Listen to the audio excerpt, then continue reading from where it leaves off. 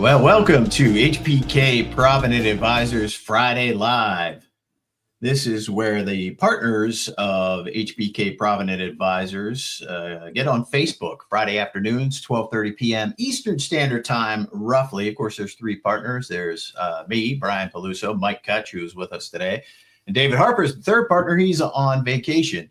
But this is where we talk a little bit about the markets, a little bit about financial planning. We hope, number one, that it's informative. Number two, hopefully it's a little bit entertaining. Mike, welcome to Friday Live once again. Thank you. It's good to be here, as always. Always a pleasure. So what we're going to do and what we do each week is we kind of review and get into some more details, some Keller commentary, if you will, on some of the social media posts that we put out. And you can find all of this content right on our website. Well, that's Mike's stuff. Mike's going to get to that. Sorry, I stole the screen. I stole the screen. I just get too excited about charts. Well, they are very exciting. Mike, we'll get to that. We'll get to it. So this is our website. And if you go into resources and then into the blog, you can find all of these posts, and so you can read along. You can read them at your leisure, but we'll cover some of that today. Mike, let's go right ahead. Every Monday, Mike puts out a post that just says the week ahead, and then we summarize a little bit today. So, Mike, if you could jump right into what was the going on this week and some of your thoughts and on what happened this week and how that might change your thinking on the portfolio construction. Just to summarize, Mike puts together our portfolios for our clients. Those are the various investments, the types of investments, the percentage of those investments. Mike specializes in that. He's a chartered financial analyst and a certified market technician. So, I took 2 levels of the CMT yet. I haven't taken the 3rd level yet. CMT candidate is what I should say. I feel like I got the useful information out of the textbook, so I was more about the learning process than the actual letters. So we'll see if I knock off level 3 or not in the future, but I'm not in a big rush at this point with it. Fair enough. We'll stick with the candidate. So talk to us a little bit about this week in the markets, Mike. All right. Before I get into that, though, you want to do the honor of disclosures? Yeah, you know what? We should do that. These are this is our sponsor, which is our compliance department. Of course, I've mentioned this before. Compliance department is really about investor protections, which we are about as well. And so we should remind everybody that securities are offered through LPL Financial, LLC, member of FINRA and SIPC. Advisory services are offered through LPL Financial, LLC, a registered investment advisor. Brian Peluso, myself, Michael Kutch, over there in Florida, we're registered representatives of LPL Financial. The content discussed is for informational and entertainment purposes only, and not intended as an offer to or solicitation to buy or sell any security or strategy. Any opinions expressed here are those of Mike and I today, and not necessarily of LPL Financial or its affiliates. All investments involve risk, including the possibility of loss of principal. This communication may include links or references to third-party websites. These links are provided as a convenience only. LPL Financial and its representatives are not responsible for the accuracy or content of such sites. Brian and Mike, Mike, Florida, and HPK Provident Advisors may only transact business in states where we are properly registered or exempt from such registration. As always, please contact us directly for information in this regard. Past performance is not indicative of future results. And you should always, we would like to emphasize this, you should always consult with qualified financial professional, tax professional, and or legal professional regarding specific situations on your finances. Thanks, Brian. I might ask for the abridged version next time. I love it. Yeah. You know, we need to include that somewhere. We should probably do that towards the end. All right, let's go. All right. Learning process next time. So I am itching to get the chart up. So if you would let me or add my one of the S&P. There we go. So as you can see, we are making further all-time highs, slowly but surely. Last week, I flagged my concerns over valuations were above 22 times forward earnings. The run off the April lows has been very extreme. I think it's 27% plus at this point. And my third concern was the momentum indicators were not keeping up with new price highs, which is called negative divergence. While the former two are both still true, the latter, the momentum indicator, has actually caught up. So that's a little more bullish. That's what we want to see in an uptrend. However, breadth has still been pretty bad. The amount of stocks reaching new all-time highs is pretty low. While we're very extended, I think we're at record highs for the amount of days we've been above the 20-day moving average. And then the other thing I'd like to flag is we're getting in the heart of earnings season. And although the earnings bar is low, around 5%, and we've seen beats a decent percentage, the stock reaction has been pretty muted on the upside. So companies that come in and beat, they're not getting really rewarded too much on the upside. While if you do miss as a company, you are getting severely punished. So maybe we're getting a little extended. I think retail sentiment's gotten very extreme. We're even starting to see the return of the meme stocks. So I would say the one good thing is institutional investing isn't that same euphoric. So you could get one extra push on that side if they have the fear of missing out and chase for performance. But I'm still sitting in the potential pullback camp. I don't think it needs to be anything extreme, but it's healthy for things to reset. Like I said last week, something in the 4 to 8% range would be pretty healthy, especially in the slow summertime period. So I positioned for that last week a little bit. Nothing too extreme because it doesn't pay to try to time the market. I just try to raise a little cash to be proactive on a potential pullback. This week, it wasn't really an economic driven week. We had a few things come out, like the leading indicators was a miss. The housing data, new and existing homes remained pretty weak, came in below expectations. Jobless claims, that is a positive. That continues to trend lower, which is a great leading indicator, although continuous claims remain pretty high. Some of the survey data was mixed. The Richmond data has been negative for, I think, 5 straight weeks now. So that's not necessarily a good thing. We've seen all the components really drop on that. New orders, shipments, prices paid, which is a good thing. But yeah, that's kind of what we're looking at this week. Besides earnings, which I said a lot of the companies are coming out with beats. The other main driver was tariff headlines. We got a deal with Japan, which is a positive.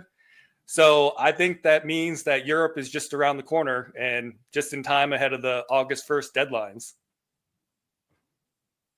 Nice. Well, that's a lot. Sounds like some mixed signals in there. And we're going to cover another post that you had about the psychology of investing and your commentary about, maybe the market goes down here at some point. And so that'll tie into how people react to that. Do you want to give us a little preview of next week? Big week, right? Yeah, let me just touch on that first. So I'm very interested in behavioral finance. I've had courses on it. It's in a lot of the different curriculums I've done. It's just amazing to watch. And I study the markets very, very closely. And it just, like they say, history doesn't repeat itself, but it often rhymes. So what I mean by that is investors tend to do the same things around market tops or market bottoms. Unfortunately, it's not the best thing they can do.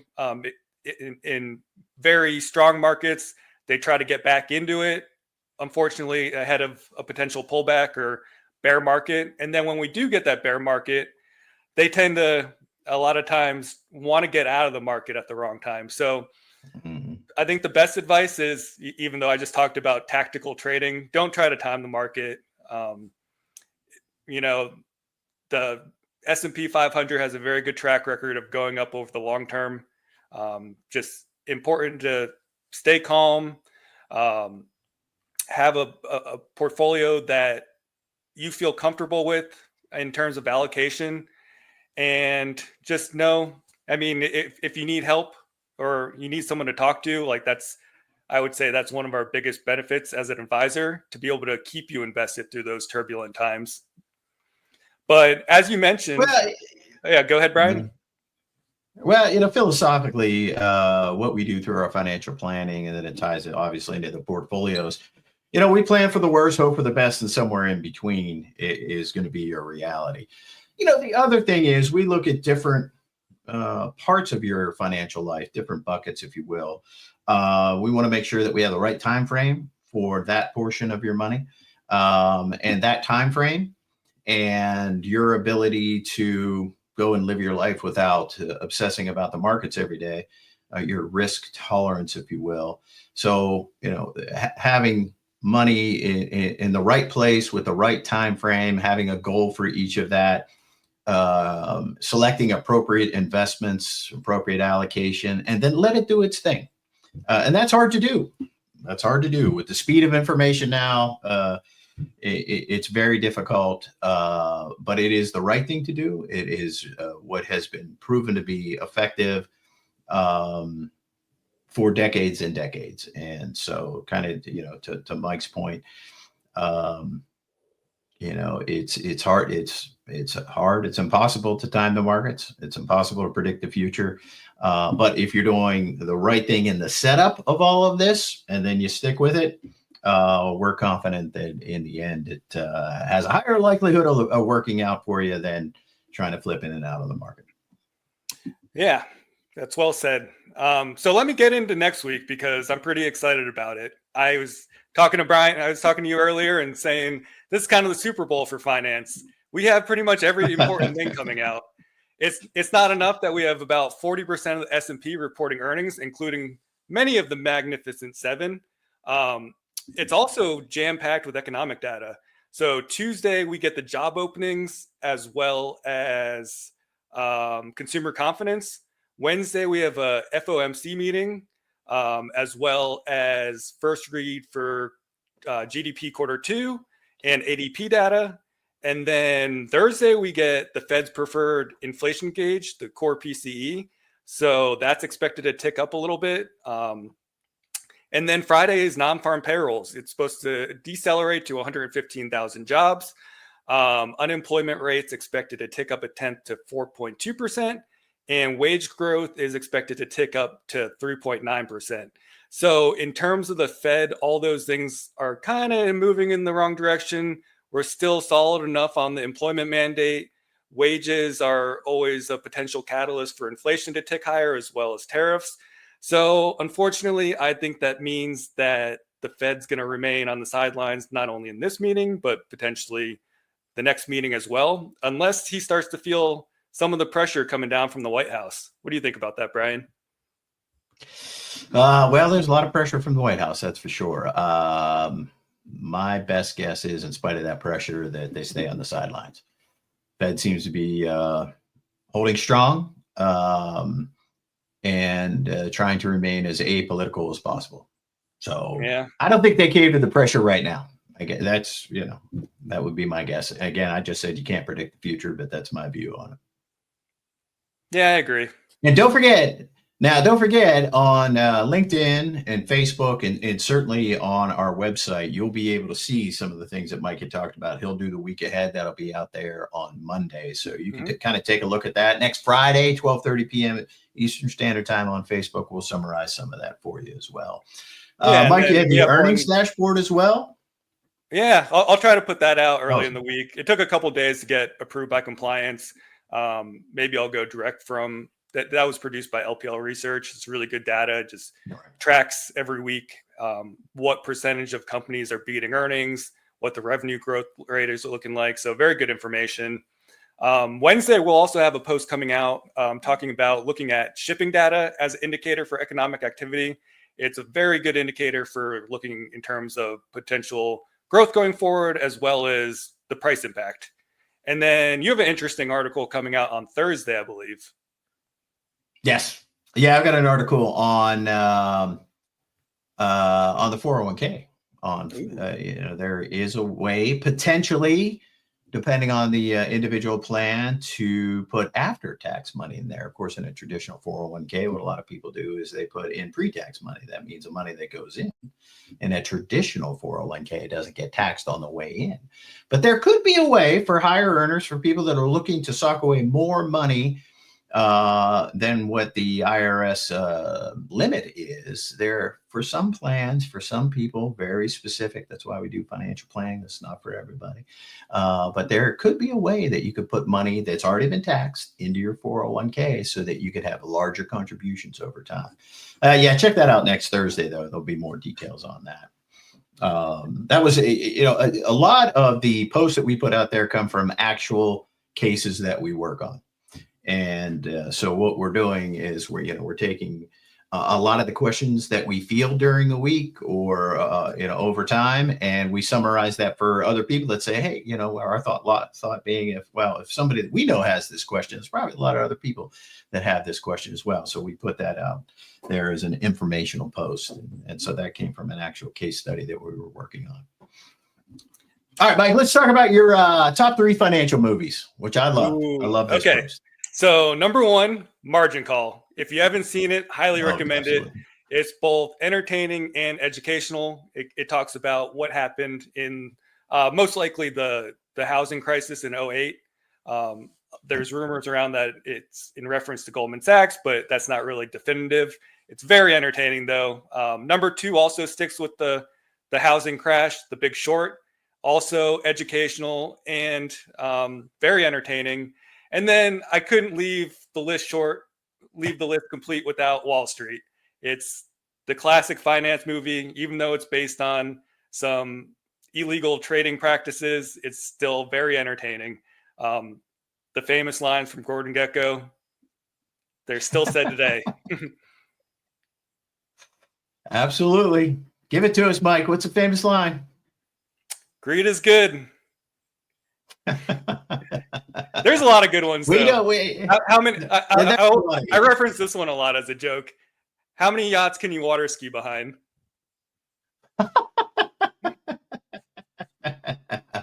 Those are, I tell you, I think Wall Street is a classic, and Margin Call and The Big Short to me are just captivating.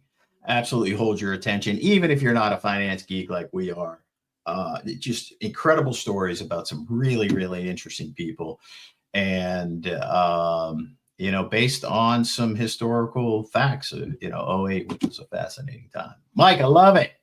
I love it. So then David had put out a post. Money does strange things to people, and this is really talking about the basics of estate planning, which is having a will, and a will outlines in its simplest form when you're not here, where you want your stuff to go.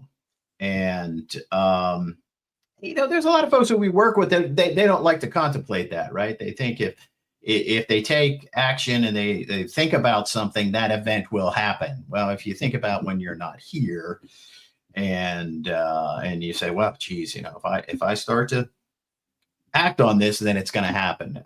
Well, that's not necessarily true. But this could be a very liberating exercise in saying, okay, I have stuff and I have loved ones, and I want to make sure that my stuff at some point goes to those loved ones. It is the foundational exercise in estate planning. There's a lot of more elaborate and intricate estate planning techniques that we work with our clients on.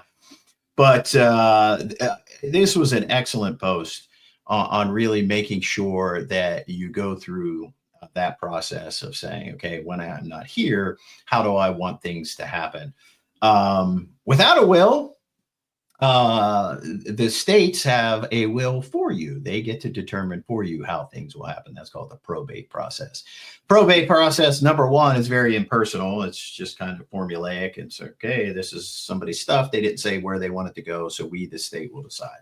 That's 1. Number 2, the probate process is very lengthy and potentially very expensive. So starting out with a will, we encourage everyone to update their will on a regular basis. There's a lot of ways to do this now. You can do it online. You can get a very effective will online.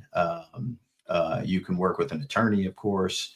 And so there's a lot of ways to do that. So we really definitely take a look at that post and kind of think about your personal situation, and do you have those things updated? It is pretty much everything we do in financial planning is about short-term sacrifice and long-term gain. And this is one of those examples. This is a short-term sacrifice of saying, I'm going to get this done. And it is a lifetime of gain for your loved ones to make sure that your wishes are acted on when you're not here. Yeah. And then the final post we had out there was the psychology of investing. What's that, Mike? I was just going to say, so it's probably a good time for everyone to just go check their wills if they have one, check their beneficiaries on their IRAs, maybe put a TOD on their non-retirement accounts. Just make sure everything's in place. That's right. Well, you know, and I'll elaborate on that a little bit. The beneficiaries on accounts, whether that be retirement accounts, insurance policies, whatever that is, a beneficiary and a TOD, transfer on death, act in a very similar way. So this could be bank accounts, investment accounts, this could be insurance policies and that type of thing. Those are absolutely critical. And the reason they are absolutely critical is they hold a little bit more weight and a little bit more influence than a will. So if in an example, if you have an account and you say you want it to go to Billy, and in your will it says that account should go to Susie, the beneficiary TOD designation will prevail. So those are very, very, very important. And on a regular basis, when we're doing our reviews, we look at that with our clients. It's one of the first things that we do is we look at the beneficiaries. 9 times out of 10, they say, yeah, that's exactly what they happen. But things change, people change. And so make sure that your beneficiaries, TOD, banks call it a POD, payable on death. So you got a bank account, you could make that a POD. If you're not here, who do you want that to go to? Actually supersedes whatever you write in the will. So those are absolutely critical. And we review those on a regular basis. All right, Mike. So we did a little preview of next week, a big week. Not only the week in the markets, but some financial planning topics. We covered a whole bunch of things today. Anything else that was top of mind that you think might be helpful for our audience? No, I think we pretty much covered everything. Just make sure you tune in next Friday by 12:30. We'll be live once again. And I hope everyone has a great weekend. Well, Mike, we certainly appreciate your input and your efforts on behalf of our clients. Hey, if you ever have any questions, we'll go ahead and put that up there as to how you can get a hold of us. You can either contact us directly via phone. You can contact us on our website, hpkprovident.com. So if there's any questions you'd like us to review, we could absolutely do that anonymously.